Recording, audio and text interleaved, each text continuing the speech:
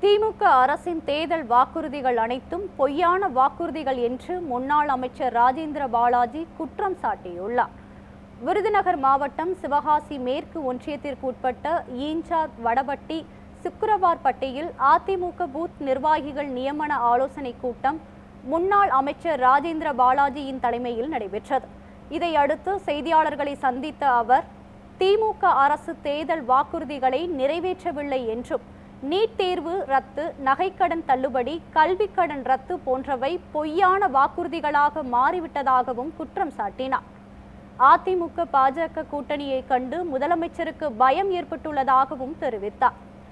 அதிமுக தலைமையிலான கூட்டணி அதிகமான ஓட்டுகளை பெற்று வெற்றி பெறும் என்றும் ராஜேந்திர பாலாஜி கூறியுள்ளார்.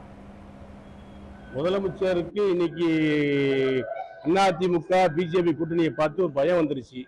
தமிழ்நாட்டில் எந்த நகரங்கள், எந்த கிராமங்கள், எந்த குக்கிராமங்களுக்கு போனாலும் அதிமுக தான் அடுத்த ஆட்சிக்கு வரும், எடப்பாடியார் தான் முதலமைச்சராக வருவார், இந்த கூட்டணி வலுவான கூட்டணி ஆகிவிட்டது, வலுவடைந்துகிட்டு இருக்கு அப்படின்னு எல்லா கிராமத்திலையும் பேச ஆரம்பிச்சிட்டாங்க. படித்தவர் மத்தியிலையும் பேசுறாங்க, கிராமப்புற மத்தியிலையும் பேசுறாங்க, சமூக ஆர்வலர்களும் பேசுறாங்க, விவரம் தெரிஞ்ச அரசியல்வாதிகளும் பேசுறாங்க. அதனால இன்றைய ஆளுங்கட்சியினருக்கு அரசாங்கத்தை விட்டு கொடுத்துட்டு போறோமே, இலக்க போறோமேங்கிற பயம் வந்துருச்சு. வருங்காலங்களில் ஒவ்வொருத்தரா அதிமுகவில் நினைவார்கள். இது காலத்தின் கட்டாயம் மட்டுமல்ல, இதுதான் தர்மத்தின் கட்டாயம்.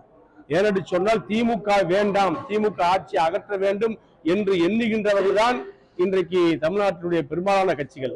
அத்தனை கட்சிகளும் எடப்பாடியுடைய தலைமையிலே ஒருங்கிணைவார்கள். மிகப்பெரிய கூட்டணியை, பலமான கூட்டணியை அண்ணன் எடப்பாடியார் அமைப்பார், வெற்றி பெறுவார், முதலமைச்சராக வருவார், தமிழ்நாட்டு மக்களுக்கு நல்ல திட்டங்களை கொடுப்பார், நல்ல விதமான முற்போக்குத்தனமான திட்டங்களை கொண்டு பெரிய பெரிய முதலீட்டுகளை கொண்டு தமிழகம் செழிப்பான, வளமான, வல்லமையான தமிழகமாக உருவாவதற்கு எடப்பாடியார் பாடுபடுவார்.